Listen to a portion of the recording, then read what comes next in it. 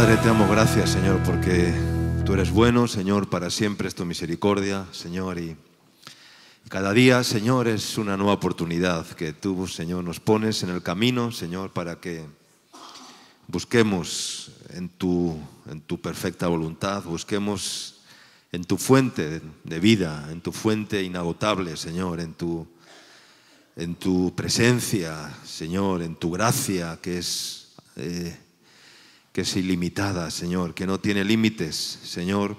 Aún no lo sabemos todo, Señor, aún hay tantas cosas, Señor, que tú nos quieres revelar por tu Espíritu, que tú nos quieres enseñar, que tú nos quieres hacer que vivamos la experiencia, Señor, de lo que tú eres, de lo que tú haces, de lo que tú quieres hacer, Señor, Dios mío. Tantas cosas, Señor, que tú escondiste de los sabios, de los entendidos de este siglo, Señor, y nos las revelaste a aquellos que como niños vienen a ti, Señor, con un corazón sencillo, con un corazón necesitado, con un corazón abierto, Señor, a que tú, Señor, envíes tu palabra y tu palabra nos sane, tu palabra nos restaure, tu palabra nos edifique y tu palabra nos afirme, Señor, en la fe que es en Cristo Jesús, Señor. Bendito Dios, te damos gracias, Padre, por este tiempo. Gracias por mis hermanos, gracias por cada persona en este lugar. Gracias por aquellos que oigan este mensaje. Señor, que sea de edificación para sus vidas, de motivación, de exhortación, de edificación y de consolación, Señor. Porque ese es el espíritu de tu palabra, Señor, para edificar, para exhortar y para consolar, Señor. Bendice tu palabra, bendice el verbo, Señor, el pan del cielo, Señor. Úngelo con tu aceite santo, divino, Señor, para que tu palabra halle cabida en esta mañana en nuestros corazones y no vuelva vacía, Señor. Sabemos que no vuelve vacía, que siempre da el fruto para lo cual tú la envías, Padre. Bendice tu palabra en cada corazón, Señor, y reprende todo estorbo del enemigo, toda oposición, toda incredulidad, toda rebelión, toda soberbia, Señor, todo adormecimiento, Señor, todo sopor, toda tibieza, Señor, que es nauseabunda, Señor, delante de ti, porque los tibios serán vomitados de tu boca. No tendrán entrada en el reino de los cielos, Señor. Nosotros queremos entrar en ese reino inconmovible, inmarcesible, reservado a los santos, Señor. Gracias por tu palabra, Padre. Te damos gracias en el nombre de Jesús. Amén. Gloria a Dios. El manto o la toalla. ¿Tú qué eres más, amigo del manto o amigo de la toalla? ¿Con qué te quieres vestir? No podemos recibir el manto si antes no tomamos la toalla. Primero es la toalla, después es el manto. Pero el orden está cambiado y hoy en día muchos van detrás del manto, pero miran de lejos la toalla. Y es necesario levantar primero la toalla, es necesario entender qué significa la toalla y qué significa el manto. Toalla es sinónimo de servicio, amén. La toalla es el servicio. El manto es la autoridad cuando viene de Dios, pero hay mantos falsos que los hombres se quieren colocar que no son verdaderos mantos. Solamente hay un manto. Es el manto del Espíritu Santo que da a aquellos que realmente han aprendido a ser siervos y no señores. Amén. La palabra discípulo, en el original del griego, es la palabra doulos, no sé si la han escuchado, doulos, que significa esclavo, doméstico, mayordomo. Es decir, algo como un siervo multiusos, ¿no?, por llamarlo de alguna manera, que ha aprendido a servir y que ha aprendido a hacer de todo para hacer la voluntad de Dios, en primer lugar. Y esto a veces produce una reacción de repulsa en los corazones que no aceptan tener ningún dueño. Hay corazones que no quieren tener dueño, que ellos quieren ser su propio amo, su propio dueño. Y esos corazones nunca, jamás podrán entender qué significa la toalla y qué es necesario tomar la toalla del servicio. Y se empeñan muchas veces en interpretar sentimentalmente las Escrituras y de Dios, sí, a quien aceptan como Padre, como amigo, como Salvador, como libertador, como protector, como proveedor.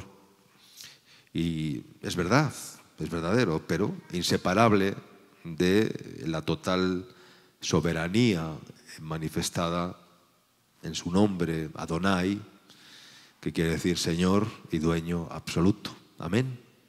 Diga conmigo, Adonai, Señor y dueño absoluto, que es igual que llamarle amo, amo de todo, Señor de todo, dueño de todo.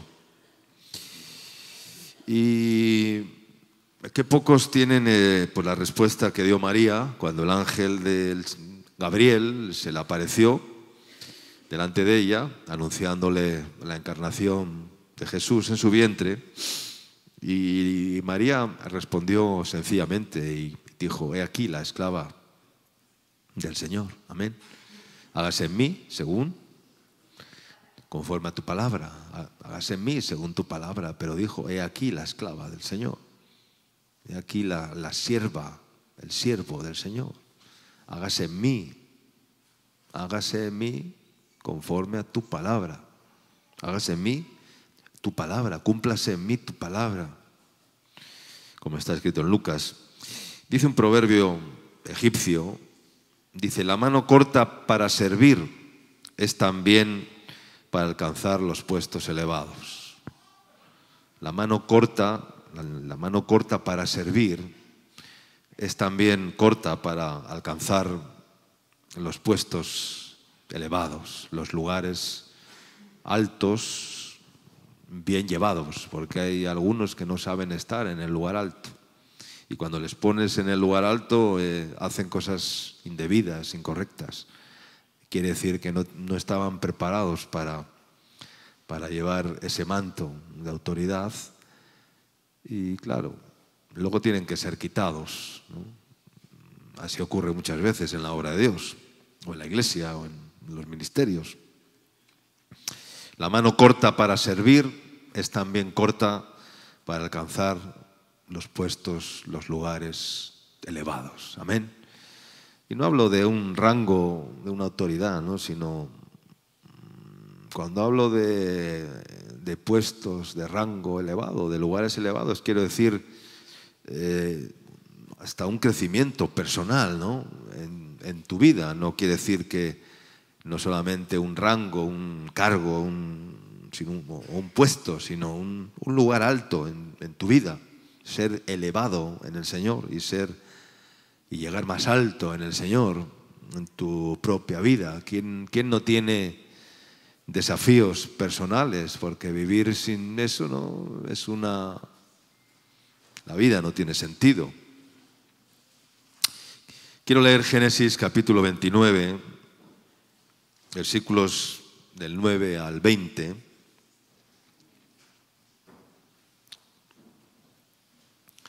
Génesis capítulo 29, versículo 9 en adelante.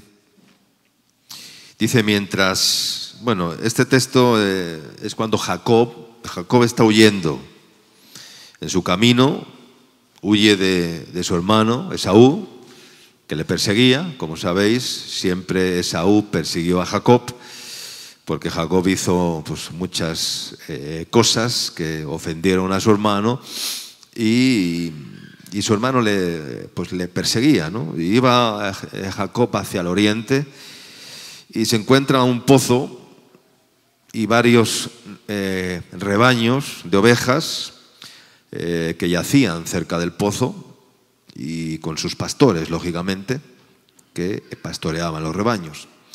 Y Jacob se encuentra con unos pastores que venían de la región de Harán con sus ganados a brevar con las ovejas, y les pregunta por un familiar suyo llamado Labán, que era su tío, hermano de Rebeca, su madre, y ellos pues él les dice: ¿conocéis a Labán? ¿Cómo está? Y ellos le dicen: claro, le conocemos. Le dan un reporte, le dicen: está bien. Bueno, y todo eso, ¿no? Y Labán tenía una hija que se llamaba Raquel, una de sus hijas, que era pastora de ovejas, no de almas, ¿no? Era, por si acaso, pero uno dice: mira, no, Raquel era pastora. Entonces, en la iglesia puede haber pastoras. No, era pastora de ovejas, pastora de cabritas, ¿verdad? Y cuidaba las ovejas de Labán, su padre, ¿no? Y estaban viniendo también al pozo a brevar con las ovejas. Entonces Jacob se encuentra con Raquel en el verso 9 y dice: mientras él aún hablaba con ellos, con los pastores, Raquel vino con el rebaño de su padre, porque ella era la pastora. Y sucedió que cuando Jacob vio a Raquel, hija de Labán, hermano de su madre, y las ovejas de Labán, el hermano de su madre, se acercó Jacob y removió la piedra de la boca del pozo y abrevó el rebaño de Labán, hermano de su madre. Y Jacob besó a Raquel y alzó su voz y lloró. Y Jacob dijo a Raquel que él era hermano de su padre y que era hijo de Rebeca. Y ella corrió y dio las buenas nuevas a su padre. Así que oyó Labán las buenas nuevas de Jacob, hijo de su hermana, corrió a recibirlo y lo abrazó, lo besó y lo trajo a su casa, y él contó a Labán todas estas cosas. Y Labán le dijo: ciertamente hueso mío y carne mío eres. Y estuvo con él durante un mes. Entonces dijo Labán a Jacob: por ser tú mi hermano, ¿me servirás de balde? ¿Me servirás gratis? Dime cuál será tu salario. Y Labán tenía 2 hijas. El nombre de la mayor era Lea y el nombre de la menor Raquel. Y los ojos de Lea eran delicados, pero Raquel era de lindo semblante y de hermoso parecer. Y Jacob amó a Raquel y dijo a Labán: yo te serviré 7 años por Raquel tu hija menor. Y Labán dijo, o respondió: mejor es que te la dé a ti y que no la dé a otro hombre. Quédate conmigo. Así sirvió Jacob por Raquel 7 años y le parecieron como pocos días. ¿Por qué? Porque la amaba. Amén. Qué hermoso, ¿no? Dice que le parecieron pocos días porque la amaba. Dice: te serviré 7 años. Cuando Labán le preguntó cuál será tu salario, Jacob le dice: pues mira, voy a servirte 7 años y a los 7 años me entregas a tu hija Raquel, a quien amo. Y Labán accedió. Pero lo que dice este versículo 20, dice que así sirvió Jacob por Raquel 7 años y le parecieron como pocos días porque la amaba. No cuesta servir cuando amas a Dios tanto, pues no cuesta. O aquello que haces no te cuesta porque lo amas tanto, ¿verdad? El que ama lo que hace, ¿le cuesta hacerlo? ¿Sí o no? ¿Tú amas lo que haces? Claro, si tienes un trabajo donde tienes un jefe tirano que te hostiga y entonces no amas lo que haces y vas al trabajo con la cara de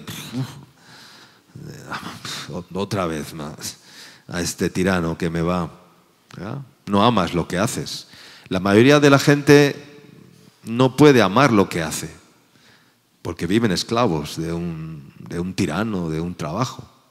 Son pocos, había que ver un porcentaje de cuáles son las personas o cuántas son las personas que realmente aman su trabajo, aman lo que hacen. Yo amo lo que hago y como lo amo, pues no me cuesta. ¿Cuánto dicen amén? ¿Tú amas lo que haces? Si lo amas, no te cuesta. A Jacob no le costó servir 7 años por Raquel. ¿Por qué? Dice, porque la amaba. Porque la amaba. Y como la amaba tanto, pues no le costó servir 7 años. Y 7 años se dicen pronto, son 7 años. 7 años. 7 años. Cuando hablo de 7 años siempre me viene a mi mente que yo también serví 7 años por mi esposa. No fueron 14 por si acaso, no me engañaron el día de la boda y me dieron a otra, ¿no? Pero menos mal. No quiere decir que nos conociéramos por 7 años, porque yo la conocí cuando llevaba 6 años. Pero sí que serví 7 años en la obra de Dios hasta que el Señor me dio mujer. Y 7 años me parecieron pocos. ¿Por qué? Pues porque amaba a Dios, no porque amaba a mi esposa, porque yo no la conocí desde el principio. Primero conocí a Dios, a los 6 años la conocí a ella y en un año de relación nos casamos. Pero, ¿qué es lo que te trato de decir? Que yo amaba a Dios, que no me costaba servir. Cuando tú amas algo, no te cuesta hacer lo que haces, amén. Lo haces porque amas lo que haces, amén. Lo haces porque amas lo que haces y no te cuesta. Raquel y Lea, podemos decir que representan 2 manifestaciones de la iglesia. O 2 iglesias, no que haya 2 iglesias, porque sabemos que solo hay una iglesia, que es la iglesia de Jesucristo, pero sí quiero decir que representan más bien dos actitudes o 2 manifestaciones de lo que es la iglesia o de la población que va a la iglesia o 2 tipos de creyentes, por llamarlo de alguna manera. Dice, hemos leído que Jacob se sintió profundamente conmovido cuando vio a ¿quién? Cuando vio a Raquel. Cuando vio a Raquel de lejos, dice que Jacob se sintió tan conmovido, dice, y sucedió que cuando Jacob vio a Raquel, hija de Labán, hermano de su hermano, y las ovejas de Labán, su hermano, dice, se acercó Jacob y removió la piedra del pozo y abrevó los rebaños que Raquel traía de su padre Labán. Y luego dice el verso 11, y Jacob besó a Raquel, alzó su voz y lloró. Yo me pregunto, ¿qué tendría Raquel que conmovió tanto a Jacob cuando la vio, ¿no?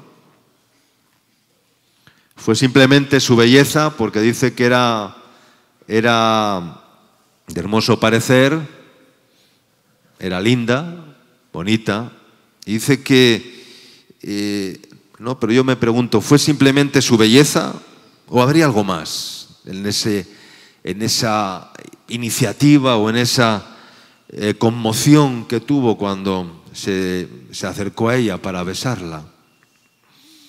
El pasaje no nos lo explica, pero podemos hablar metafóricamente de la relación que Dios quiere tener con sus hijos, de la relación que Dios quiere tener contigo y conmigo.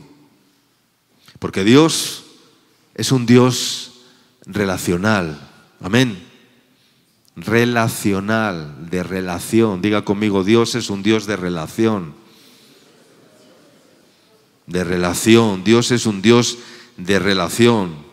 Dios no es un Dios de preceptos o de principios. También, pero ese no es el fondo. Dios no es un Dios solamente de preceptos, de principios. Si tenemos un Dios de preceptos, conceptos o de principios, estamos mal. Dios es un Dios de relación. ¿Cuánto dicen amén? Un Dios que quiere tener relación contigo y tú tienes que querer tener relación con Dios. Un Dios de relación, un Dios relacional. Y como es racional, Dios busca ciertas características en nosotros. ¿Para qué? Para acercarse más y más a nuestras vidas. Amén. Dios se quiere relacionar contigo. Pero dice la Biblia, pecadores, limpiad las manos, acercaos a Dios y Él se acercará a vosotros. Claro que Dios quiere tener relación contigo, pero ¿y tú quieres tener relación con Dios? ¿Anhelas esa relación con Dios? Jacob se conmovió tanto por Raquel que se acercó y antes de besarla dice que hizo mover la piedra que tapaba la boca del pozo, aun a pesar de que dicen los versos anteriores, si los lees, de que aún no era el tiempo o la hora del día de mover la piedra. Pienso yo que tendrían ciertas horas en las cuales los ganados estaban acostumbrados a beber y la piedra del pozo estaba tapada y a ciertas horas la destapaban para que las ovejas abrevaran en el pozo. Y aun a pesar de que no era la hora de abrevar, porque se lo dijeron algunos de los pastores en los versos anteriores, dice que Jacob se apresuró y ayudó a Raquel a que sus ovejas bebieran del pozo, para que abrevaran sus ovejas. Y aun a pesar de que no era la hora, movió la piedra para que las ovejas abrevaran. Pero Jacob estaba tan conmovido, tan apasionado, que ayudó a dar agua a todo el rebaño de Raquel. Y después de hacer aquello ya no pudo contener la pasión, y entonces dice que la besó, lloró y alzó su voz. Amén. Y podemos pensar que Jacob ya no solo quería ayudar a Raquel a que sus ovejas bebieran del pozo, a dar de beber a su rebaño. Jacob no solo quería hacer algo por ella, sino que Jacob quería más de ella. Amén. Jacob quería hacer algo con ella, no solo algo por ella. ¿Qué fue hacer algo por ella? ¿Ayudarla a qué? A que las ovejas bebieran del pozo. Pero no, dijo Jacob, yo no quiero esto solamente, yo quiero más. Amén. Yo quiero tener algo más con ella. Vamos a pensar con pureza, ¿ya? No empiecen ya la mente a divagar, ¿ya? Vamos a pensar con pureza. Yo quiero tener intimidad con ella. Y por eso la besó. Y por eso la abrazó. Porque quería no solamente hacer algo por ella, sino que quería estar con ella. Amén. Tener intimidad con ella, tener relación con ella. Quería casarse con ella, quería tomarla por mujer. Y así debe ser nuestra relación con Jesús. Amén. No solamente hacer algo por Jesús, ya, que está bien, sino estar con Jesús. Amén. Estar con Él. Y Raquel se dio cuenta de eso.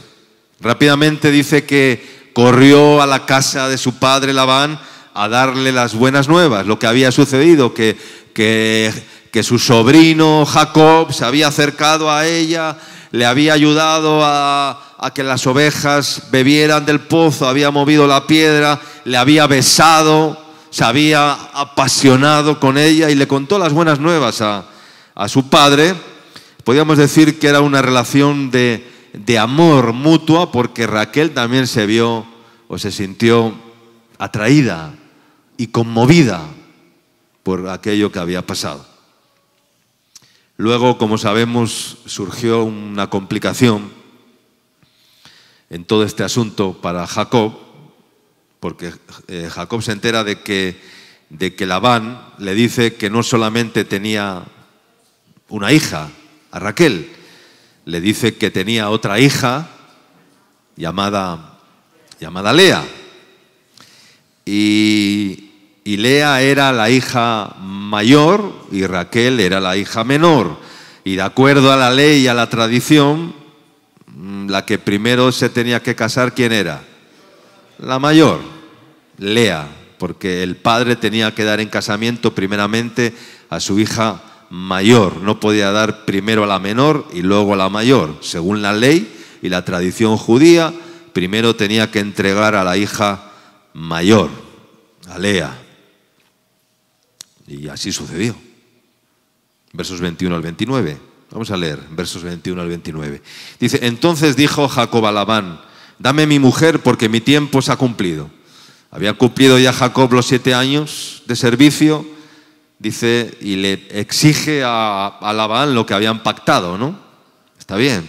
Dice: para unirme a ella. Entonces Labán juntó a todos los varones de aquel lugar, hizo banquete, y sucedió que a la noche tomó a Lea su hija, a la otra hija, a la mayor, y se la trajo. Y él se llegó a ella. Bueno, no sé cómo pasaría. Habría tomado un poco más de la cuenta a Jacob, o no sé, que no se dio cuenta, no sé. Es muy difícil que si tú te casas con una mujer, cuando vas a la cama no te das cuenta que te la han cambiado. Madre mía, no sé qué es lo que ocurrió allá. Y dijo Labán a su sierva, o fue que Jacob se dejó llevar, no sé, y dijo, pues bueno, pues si me han traído a otra, luego me traerán a la que tiene que ser, no sé. No vamos a darle muchas vueltas a este asunto, porque no va por ahí el tema, ¿no? Pero sucedió que a la noche, dice, tomó a Lea su hija y se la trajo, y él se llegó a ella. Y dio Labán su sierva Zilpa a su hija Lea por criada. Venía la mañana y aquí que era Lea. Y Jacob dijo a Labán: ¿qué es esto que me has hecho? Dice: ¿no te he servido por Raquel? ¿Por qué pues me has engañado? Y Labán respondió: no se hace así en nuestro lugar, que se da a la menor antes que a la mayor. Cumple la semana de esta, tenía que estar con ella una semana, ¿no? Cumple la semana de esta y se te dará también a la otra por el servicio que hagas conmigo otros 7 años. Otros 7 años más, venga. Ya le tenía bien Labán, era un astuto, vamos, se las sabía hacer, pero a Jacob le venía bien que le trataran así, porque él también había sido un engañador. Y dice que los malos hombres irán de mal en peor, engañando y siendo engañados, porque el que engaña, al final le engañan. Si tú eres un engañador, a ti también te van a engañar, te lo aseguro, porque cada uno recoge lo que siembra, y lo que siembras, eso siegas. Y como Jacob había sido durante su vida un engañador, un traidor, un falso, un subaltador, no siempre había obtenido las cosas. ¿A quién engañó? A su padre, a su hermano, le engañó a su tío Labán, también luego con las ovejas, cuando las ovejas listadas. Bueno, Labán le engañó a él, ¿no? Entonces era todo un círculo vicioso, ¿verdad? Era un círculo vicioso. Entonces, otros 7 años más, ¿no? Pero quiero que profundicemos un poco más en estas dos mujeres, Raquel y Lea, ¿no? Antes he dicho dos manifestaciones de la iglesia. Mientras que Raquel era bella y de lindo semblante y de hermoso parecer, todo lo que sabemos de Lea era otra cosa, ¿no? Como dice el verso 16 y 17, dice: Labán tenía 2 hijas, el nombre de la mayor era Lea y el nombre de la menor, Raquel. Y los ojos de Lea eran delicados, pero Raquel era de lindo semblante y de hermoso parecer. Lea dice que no dice nada más que una característica, era que sus ojos eran delicados. Yo entiendo algo aquí, ¿no? Que sus ojos eran débiles, delicados, ¿no? Ojos, no sé. Cuando hablamos de ojos estamos hablando de visión. ¿Cuánto dicen amén?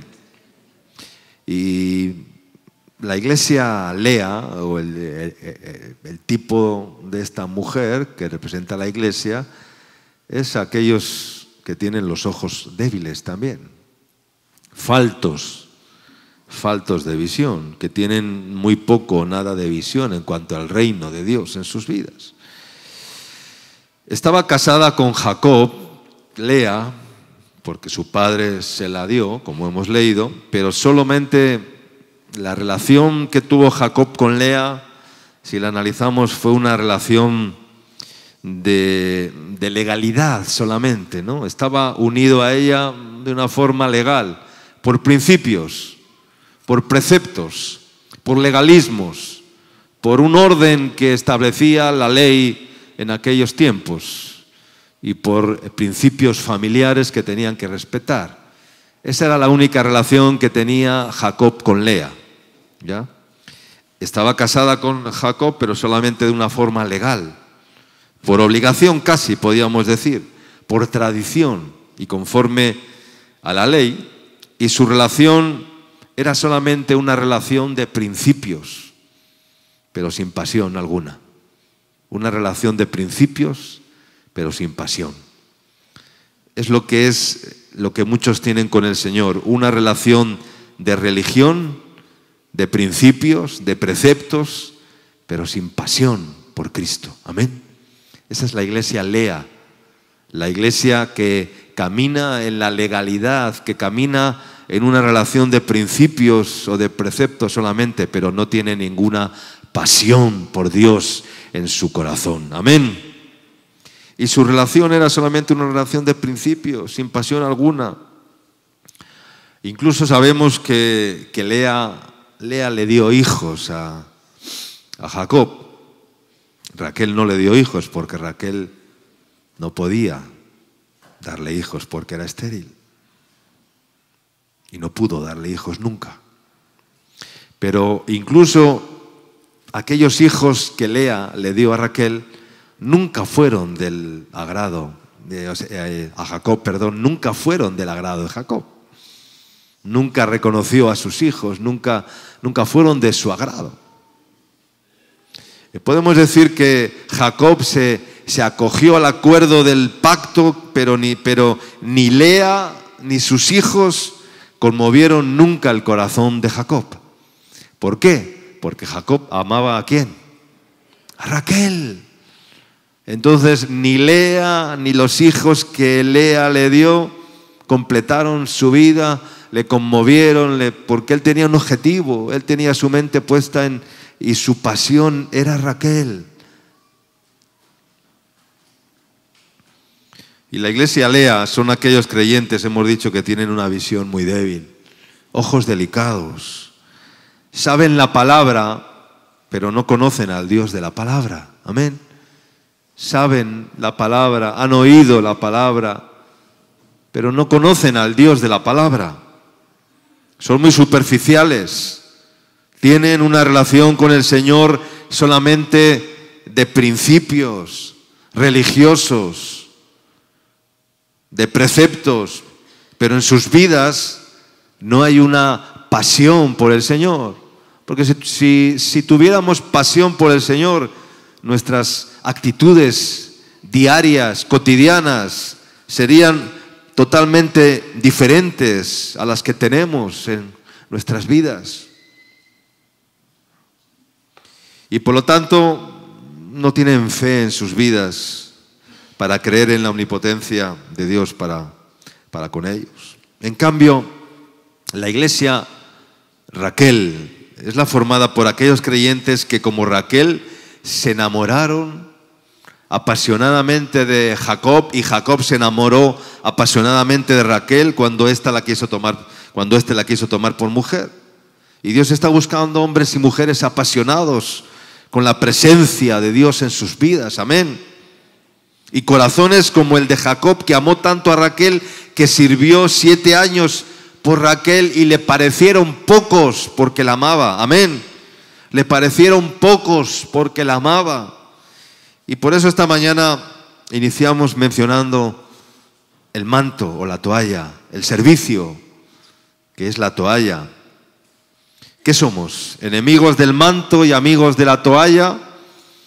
¿O somos más amigos del manto que de la toalla? La vida es servicio. Y hemos sido creados para servir a nuestro Creador. Amén. Y para servirnos los unos a los otros. Ese es el propósito. Y cuando lo hacemos, descubrimos que la vida, y eso proporciona alegría. El servicio trae alegría. El problema es que muchos, como no lo han hecho nunca y solo buscan a Dios para recibir, para resolver algunos problemas en sus vidas y para nada más, para servirse de Dios, para utilizar a Dios, para utilizar su palabra, y por lo tanto ahí se quedan y no descubren lo maravilloso que es poner la vida en servicio. Amén. Bajar el yugo, la cerviz, para servir, ¿no? Cuando el burro, cuando el animal baja la cerviz, y es porque está diciendo a su amo: aquí me tienes para que me pongas las riendas, las coyundas, y para que me lleves por donde tú quieras, a trabajar, a surcar los campos, a hacer surcos en los campos, a arar los campos. Pero inclina su cerviz. ¿Para qué? Para servir. Amén. La vida es servicio. El llamado de Dios es servicio. Y cuando amamos a Dios y cuando amamos lo que hacemos, no nos cuesta servir. Y nos parecieron pocos años porque la amaba. Igual que Jacob, no te cuesta hacer lo que amas. Amén. Y poner la vida en servicio y poner la vida en servidumbre, ese es el deleite, que es ser instrumento de Dios para servir y para ser un canal de servicio, de amor y de la provisión de Dios. El deleite de servir al prójimo, el gozo de salvar almas, de llevar almas a los pies de Cristo, el gozo de hacer discípulos que luego sean siervos de Dios, ungidos para la obra del ministerio. Qué hermoso que Jesucristo vino a servir y nos da el privilegio de ser siervos como Él. Amén. Juan capítulo 13, versículos del 1 al 5. Todos conocemos el texto. Dice: antes de la fiesta de la Pascua, Juan 13, del 1 al 5, sabiendo Jesús que su hora había llegado para que pasase de este mundo al Padre, como había amado a los suyos, estoy leyendo Juan capítulo 13, versículo 1, que estaban en el mundo, dice que los amó hasta el fin. Y cuando cenaban, como el diablo ya había puesto en el corazón de Judas Iscariote, hijo de Simón, que le entregase, sabiendo Jesús que el Padre le había dado todas las cosas en las manos y que había salido de Dios y a Dios iba, se levantó de la cena y se quitó su manto, enemigo del manto, se quitó el manto. Él dijo: este no es lugar para que yo me enseñoree con el manto puesto. Y dice que Jesús se quitó el manto y tomando una toalla se la ciñó a los lomos, seguramente, ¿no? Se quitó el manto que les cubría, y para no quedarse, porque el manto era una ropa que usaban para cubrir su cuerpo, y yo me imagino que Jesús se quita el manto y toma la toalla y se la ciñe a los lomos, a la cintura, porque habla de ceñir. Si se la ciñó, quiere decir que se la ciñó en los lomos, no en la cintura. Y luego puso agua en un lebrillo y comenzó a lavar los pies de los discípulos y a enjuagarlos con la toalla con la que estaba ceñido. Amén. Hay que ceñirse con la toalla, hermanos. Amén. Con la toalla, no con el manto, no con otro tipo de cosas. Hay que ceñirse. El servicio es ceñirse la toalla. Ese es el servicio. Y bueno, y luego sabemos, ¿no?, lo que lo que pasó en este texto. Es un texto largo, extenso, ¿verdad? Y lo que tuvo con Pedro, cuando Pedro no quiso que le lavara y todo eso, y el Señor les dijo: yo, siendo el maestro, os he lavado los pies a vosotros, que sois mis discípulos, cuánto más vosotros debéis lavaros los pies los unos a los otros. ¿Te han lavado los pies alguna vez? ¿Sí? ¿O no? ¿Has lavado los pies a alguien? Sí. A veces en las iglesias hacen el rito del lavamiento de los pies, ¿no? Y el pastor se pone a lavar los pies a toda la iglesia. No sería un poco complicado, pero simbólicamente a unos pocos, ¿no?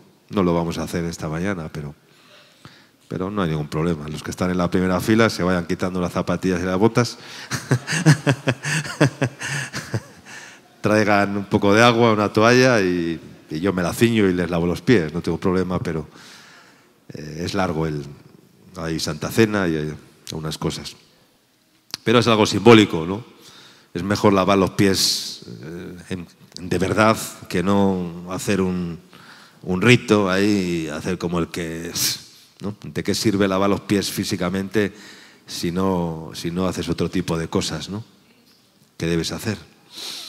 Entonces, pero ese texto, la imagen más desconcertante de Jesús es que el creador de los cielos y la tierra viene a este mundo y se postra para lavar los pies a los discípulos, y se postra para lavarnos los pies a ti y a mí también.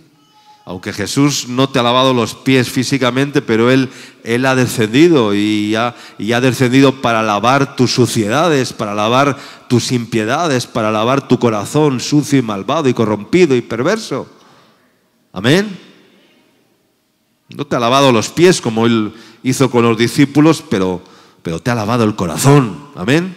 ¿Te ha lavado ya Jesús el corazón? ¿Ha echado agua limpia sobre tu corazón? ¿Te ha dado un corazón nuevo? Dice: yo esparciré sobre vosotros agua limpia y os daré un corazón nuevo, y quitaré de vosotros el corazón sucio, el corazón de piedra, el corazón de carne, el corazón carnal, y os daré un nuevo corazón conforme a mi corazón. Amén. Eso es lo que hace Dios. El Dios de los cielos desciende sobre personas inmundas, sucias, como tú y yo. ¿Para qué? Para lavarnos los pies y para darnos una oportunidad y para lavar nuestro corazón. Amén. Los pies de un indigno, los pies de alguien sucio, de alguien que no merece ese trato. Pero de esa manera Él muestra su amor y su misericordia, aceptándonos y postrándose a nuestros pies.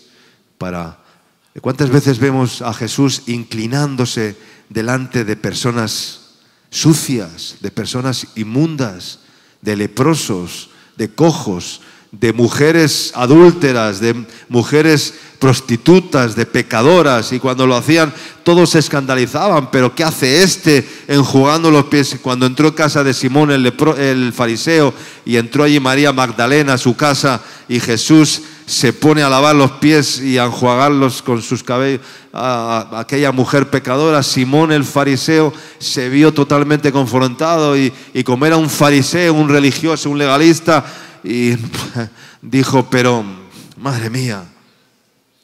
Pedro también se sintió confrontado cuando Jesús le lavó los pies, y dijo: pero si el que tengo que lavarte los pies soy yo a ti. O sea, ¿cómo tú vienes a mí y me lavas a mí los pies? Es decir, fue algo muy desconcertante ver a Jesús haciendo aquello, porque lavar los pies era algo que tenían que hacer ¿quién?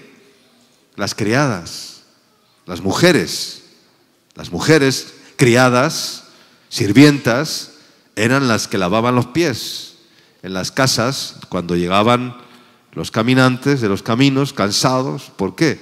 Porque es un principio de hospitalidad. Amén.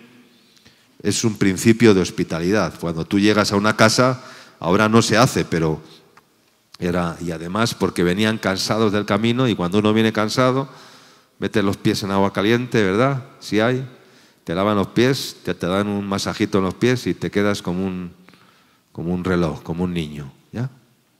Entonces, era hospitalidad y era para dar o para proporcionar descanso, ¿no?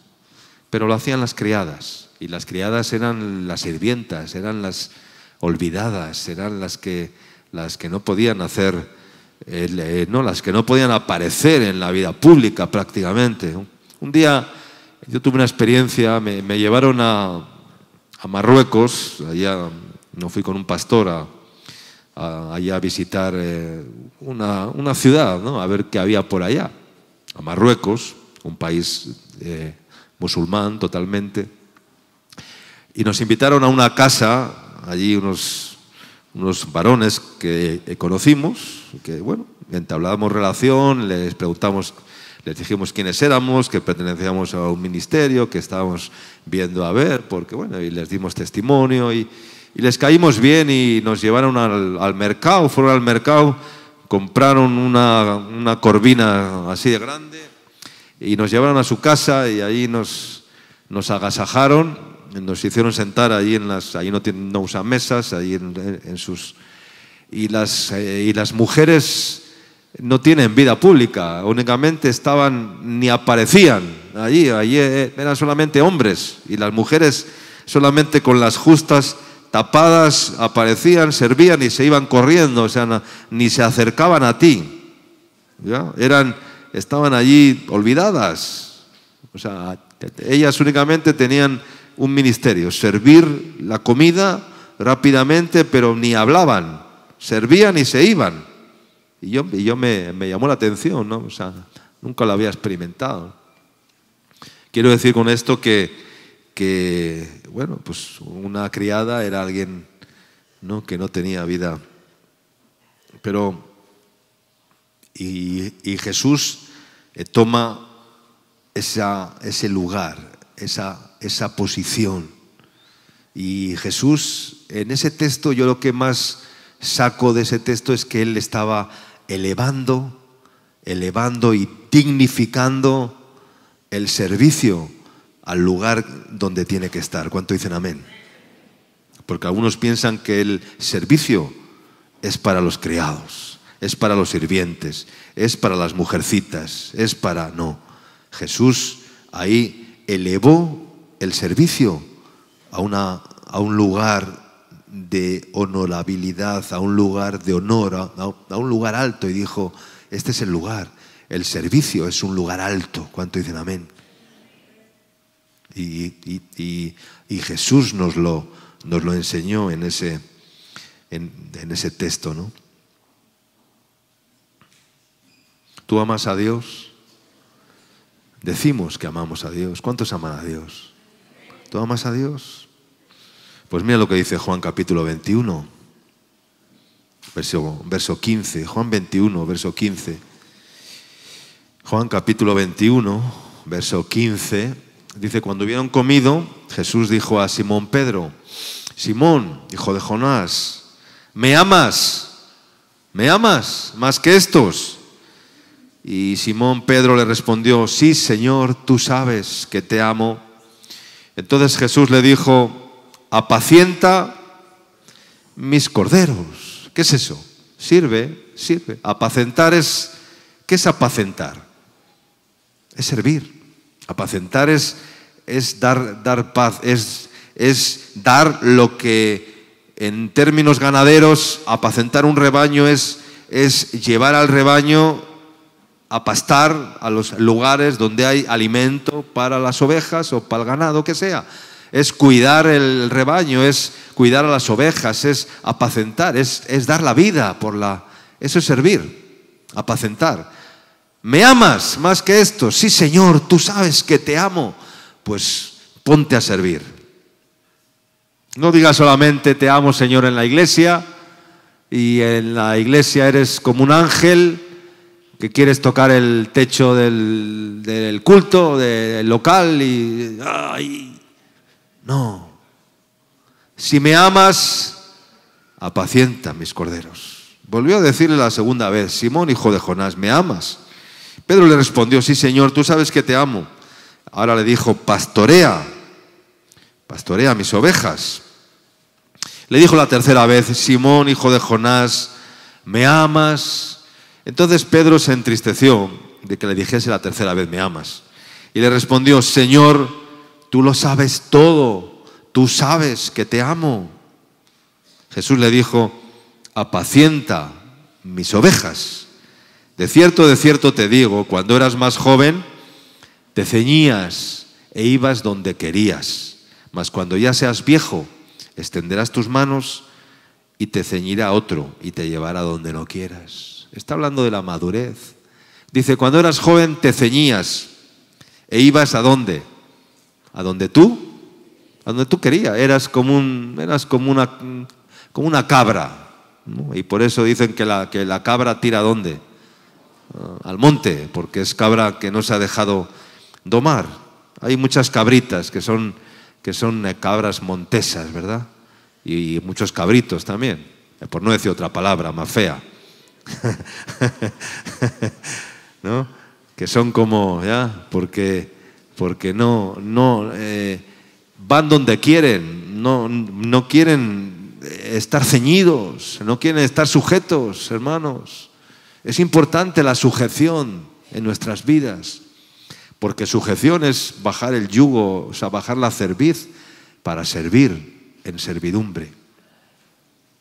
Y por eso le dice, cuando eras más joven te ceñías e ibas donde querías, mas cuando ya seas viejo, cuando ya seas anciano, cuando ya hayas crecido, cuando ya hayas madurado en el Señor, dice ¿qué dice?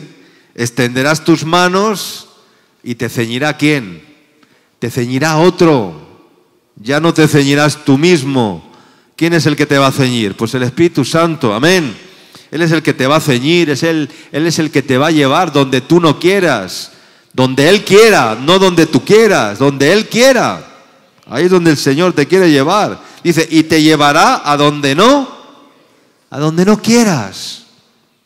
Esto dijo dando a entender con qué muerte había de glorificar a Dios. Y dicho esto, añadió, sígueme. Si me amas, sígueme. Amén. Si me amas, sírveme. Amén. Si me amas, sírveme. Hay muchos que dicen, yo sirvo, no sé qué. Analiza qué es servir, de verdad. ¿Qué es servir? La mayoría no sirven. La mayoría en la obra de Dios hacen cosas, cubren un expediente, algunos cubren pero no es servir. El servicio va mucho más allá. Amar a Dios es servirle. Si me amas, sírveme. Dice 2 Corintios capítulo 4, versículo 5. Dice, porque no nos predicamos a nosotros mismos, sino a Jesucristo como Señor, y a nosotros como vuestros siervos, por amor a Jesús. 2 Corintios capítulo 4, versículo 5. Porque no nos predicamos a nosotros mismos, sino a Jesucristo como Señor, y a nosotros como vuestros siervos, dice, por amor de Jesús. 2 Corintios capítulo 4, versículo 5. Dice que algunos se predican a sí mismos. ¿Quiénes son los que se predican a sí mismos? Pues los que son amigos del manto y enemigos de la toalla. Esos son los que se predican a sí mismos. Son los que hablan y se llenan la boca de sí mismos para ser señores. Pero ese no es el plan. Ese no es el plan de Dios. El plan de Dios no es ser señores, porque Jesucristo no vino para ser servido, sino para servir y para dar su vida en rescate por muchos, dice la Escritura. ¿Ya? El amor no busca lo suyo, quiere decir que esas personas que Dios busca son las que no tienen mucho tiempo para pensar en sí mismas.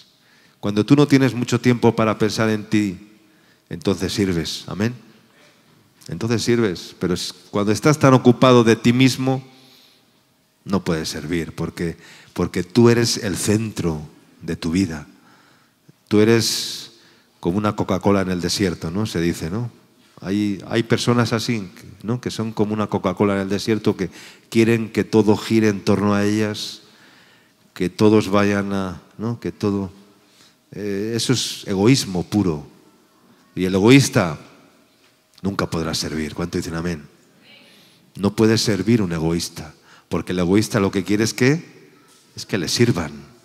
Sírveme tú a mí, que voy a servirte yo a ti. Sírveme tú a mí, ¿no? ¿Quién es mayor? ¿El que sirve o el que se sienta a la mesa? ¿Qué dice la Escritura? Dice, yo estoy con vosotros, dice, como el que sirve, no como el que se sienta a la mesa. Y Jesús podía haberse sentado a la mesa y que le sirvieran, porque era el maestro, era el Señor, pero no.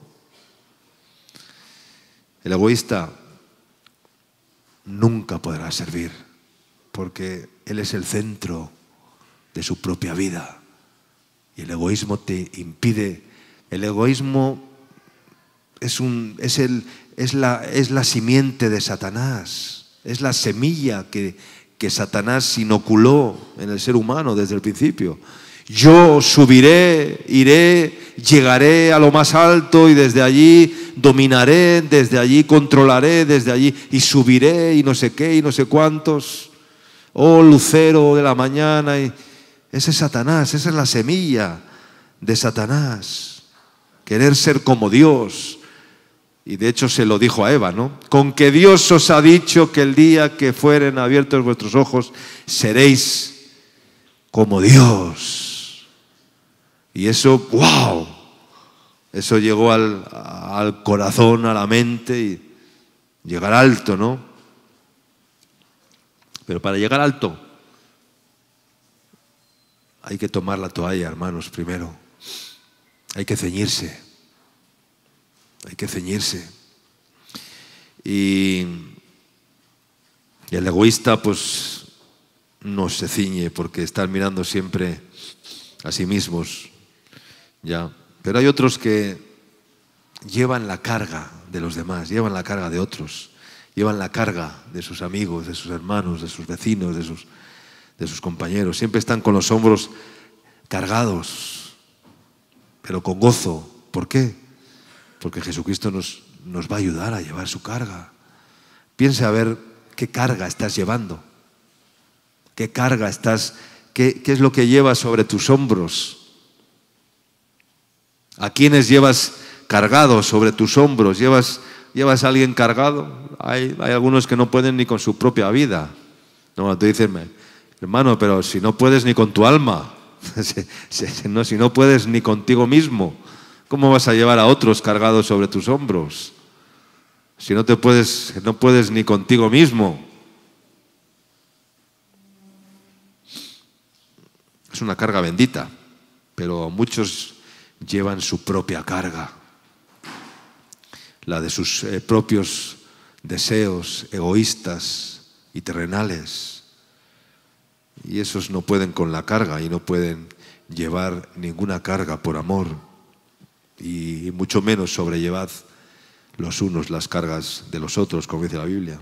A Jesús le ayudaron a llevar la cruz porque humanamente estaba reventado y ya no podía más. Pero era parte del plan de Dios.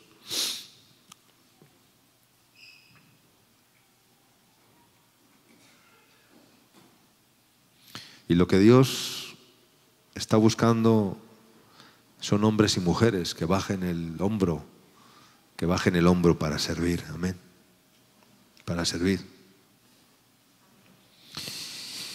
El apóstol Pablo dijo, por lo cual, siendo libre de todos, me he hecho, ¿qué? Siervo de todos, para ganar a mayor número. Siendo libre de todos, me he hecho esclavo de todos, siervo de todos, para ganar a mayor número. Siendo libre, se hizo siervo para ganarlos. ¿Por qué? Porque el que conquista a alguien por el amor y por el servicio, toca y desafía a los que son servidos, a no ser de que sea un Para servir hay que hacer muchos sacrificios, muchas renuncias, aparte de la humillación de no ser dominador. Pero el que sirve se está sometiendo al que está siendo servido. Cuando tú sirves a alguien, te estás, ¿verdad? Y eso toca y desafía a los que son servidos terriblemente. A mí el Señor me conquistó porque hermanos me sirvieron.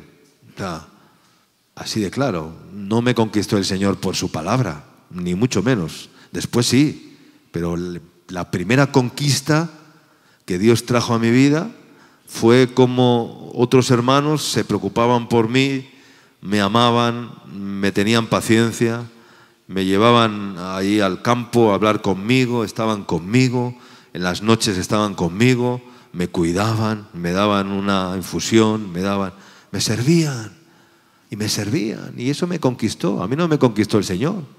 A mí lo que me conquistó fue el ejemplo de hermanos que me servían y luego hablaban de Cristo. Y entonces yo dije, wow, esto es real, esto es verdadero, esto funciona. Pero no me conquistó el pastor desde el púlpito solamente.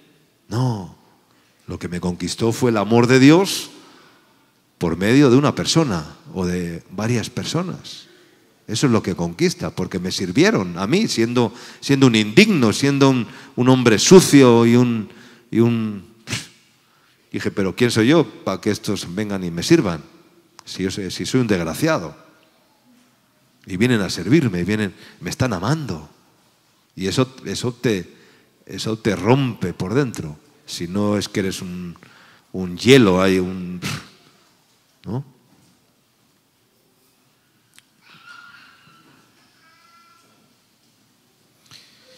Decía Pablo, así que de esta manera yo corro, no como a la aventura, de esta manera peleo, no como quien golpea el aire, sino que golpeo mi cuerpo, dice, y lo pongo en servidumbre. 1 Corintios 9, 26 y 27. De esta manera corro, dice, no como a la aventura, de esta manera peleo, no como quien golpea el aire, sino que golpeo mi cuerpo y lo pongo en servidumbre, no sea que habiendo sido heraldo, referencia para otros, yo mismo venga a ser eliminado. Pablo era consciente del peligro que tenía si dejaba de hacer lo que tenía que hacer. Por eso Pablo seguía trabajando, por eso Pablo no vivía solamente de las ofrendas, de los diezmos, no. Pablo trabajaba, cosía tiendas por las noches, porque sabía que aun a pesar de su rango o posición como apóstol de Jesucristo, tenía que servir, tenía que trabajar, tenía que golpear su cuerpo. Dice, yo mismo peleo, no como a la aventura, yo mismo corro, y peleo no como quien golpea el aire, sino que golpeo mi cuerpo. ¿Qué es golpear el cuerpo? Pues es que te vas a dar de golpes, vas a ser no, eso no es. Significa sujetar el cuerpo, significa sujetar la carne con sus pasiones y deseos, significa no darle al cuerpo todo lo que le pide, porque el cuerpo ¿qué te pide? Sexo, droga y rock and roll, ¿no? Eso es lo que te pide el cuerpo, sexo, droga y rock and roll, ¿ya? Pero, ¿qué le vas a dar al cuerpo? ¿Lo que te pide? Tú dale al cuerpo lo que te pide y verás dónde terminas. Claro. Yo lo he experimentado. Yo le di a mi cuerpo todo lo que quería y terminé muy mal. Entonces ya dije, hasta aquí. Cuerpo de muerte, ¿quién me librará? Como dijo el apóstol Pablo, ¿no? Y entonces empecé a sujetar mi cuerpo, a sujetar mis deseos, a sujetar mi mente, a sujetar mi corazón. Pero ¿quién puede sujetar la mente? ¿Quién puede sujetar el corazón? ¿Quién puede sujetar? Tú no puedes. ¿Sabes quién puede? El Espíritu Santo dentro de ti.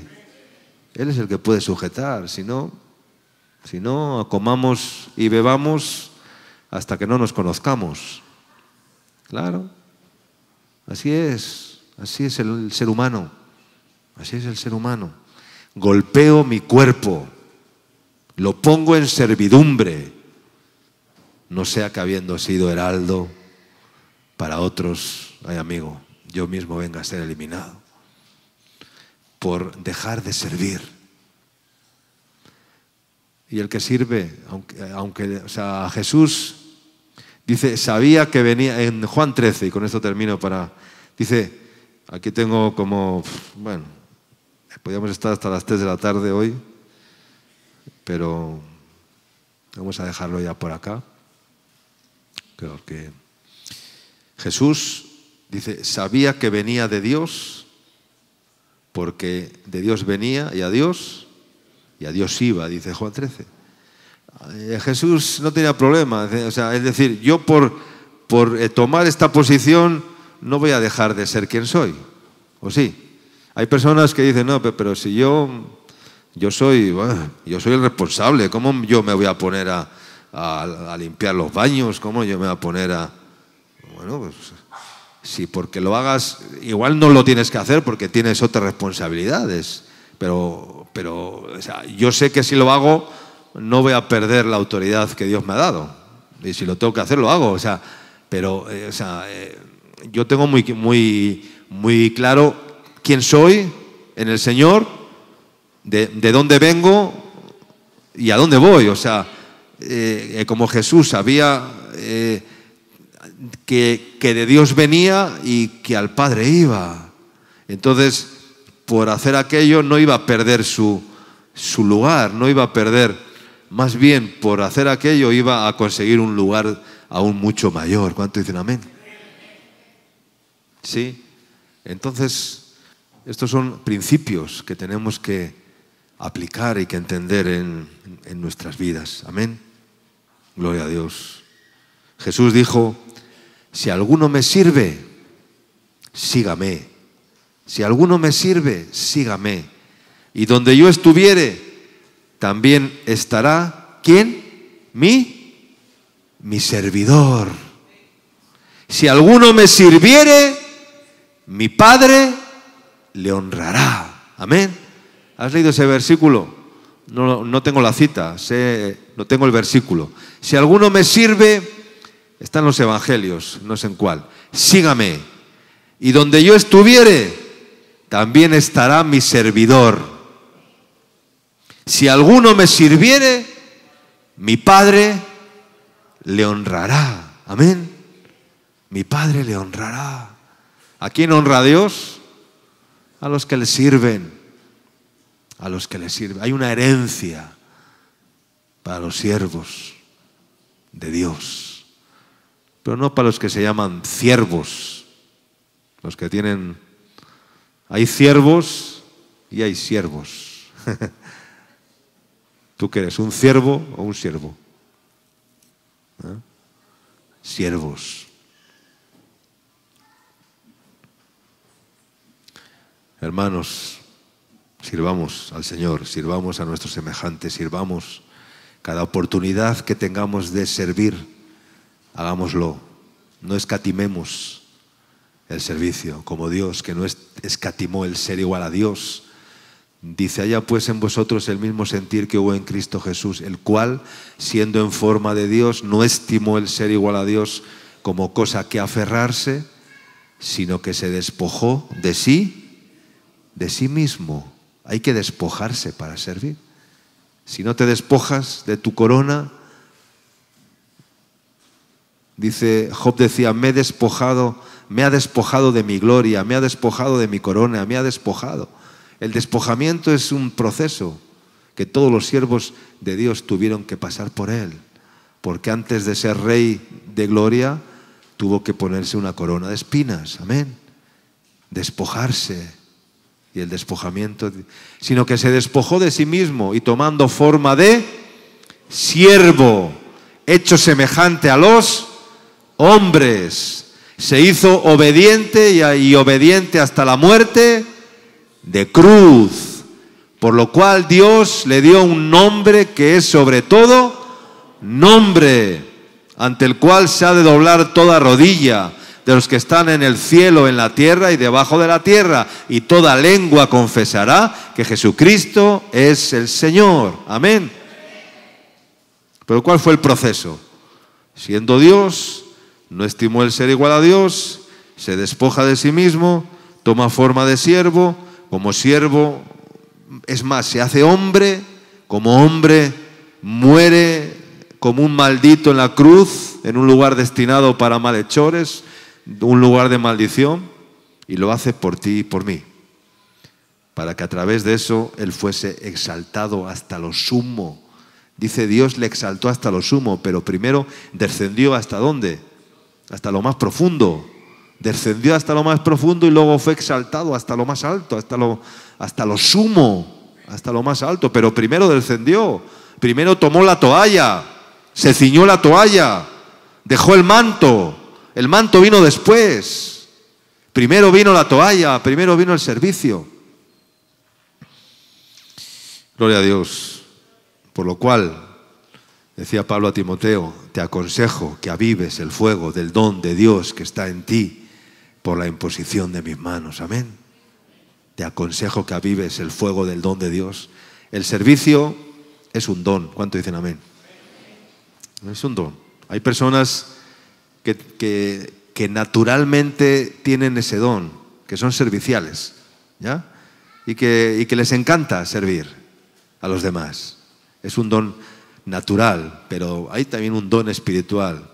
Dice la Biblia, el que sirve en servir, dice un texto en Efesios o por ahí, no me acuerdo, ¿no? Hablando de los diferentes ministerios, el de ayudador, el de servicio en servir, el que reparte con liberalidad, el que enseña con solicitud, el que, dice, el que sirve en servir. Sirvamos, hermanos, porque la vida es servicio y el servir es alegría. Amén. Decía Teresa de Calcuta, el que no vive para servir, o el que no sirve para, ¿cómo es? Un trabalenguas, ¿no? El que no vive para servir no sirve para vivir, ¿no? Así que, hermanos, sirvamos todo lo que podamos. Amén.